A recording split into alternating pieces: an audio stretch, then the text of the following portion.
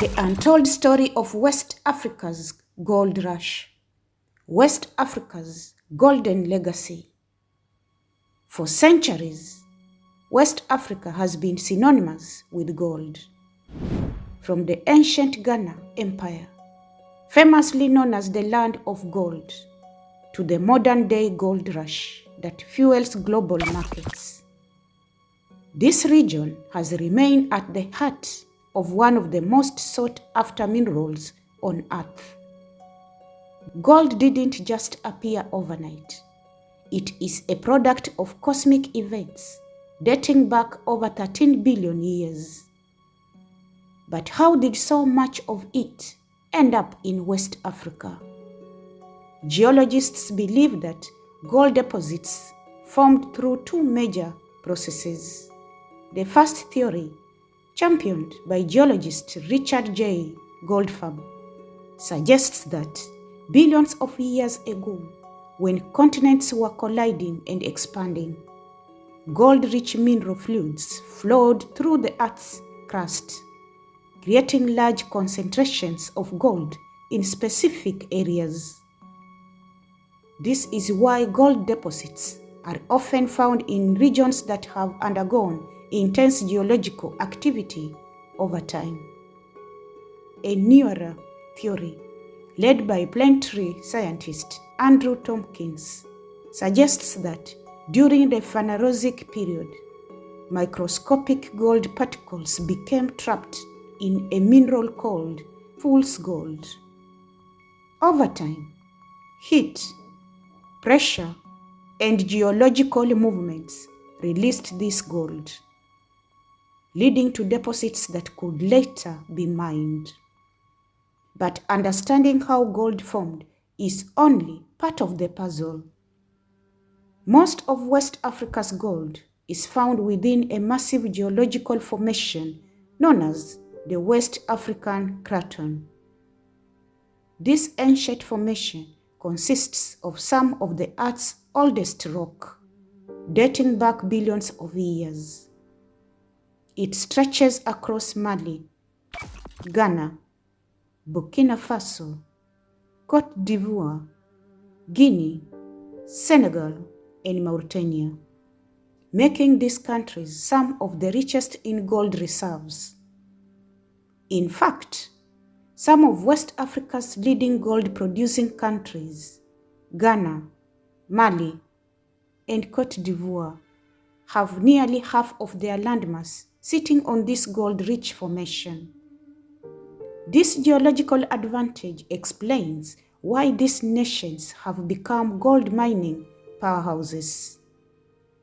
The majority of West Africa's gold deposits were found during a major tectonic event called the Ebonini Orogeny, which occurred between 2.2 billion and 2.08 billion years ago.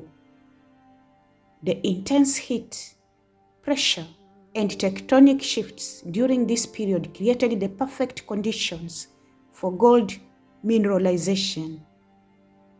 Today, most of the gold is found within ancient rock formation rich in valuable minerals.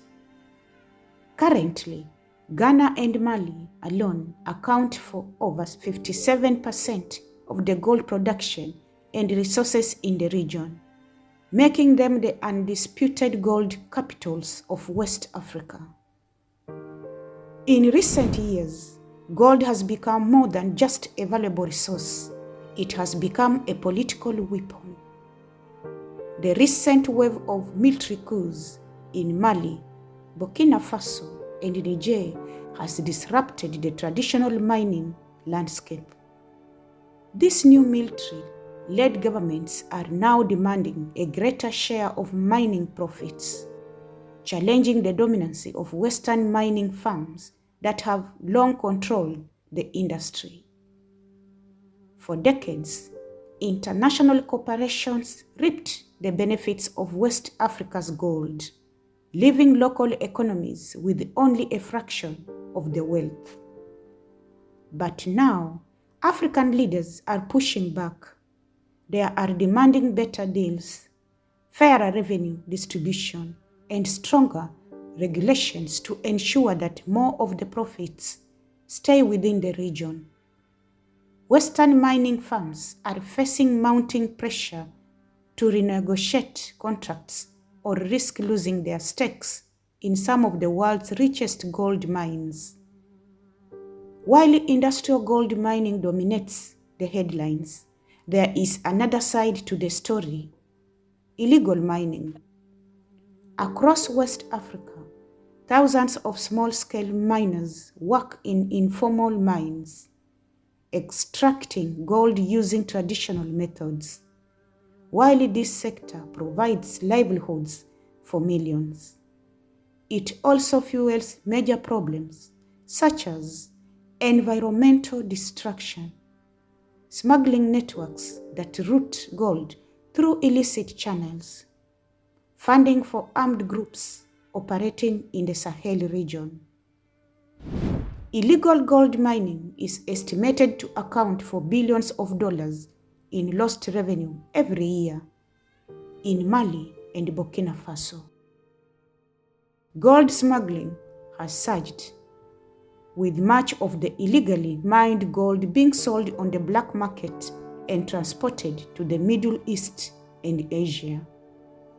Governments are cracking down, but enforcement remains difficult.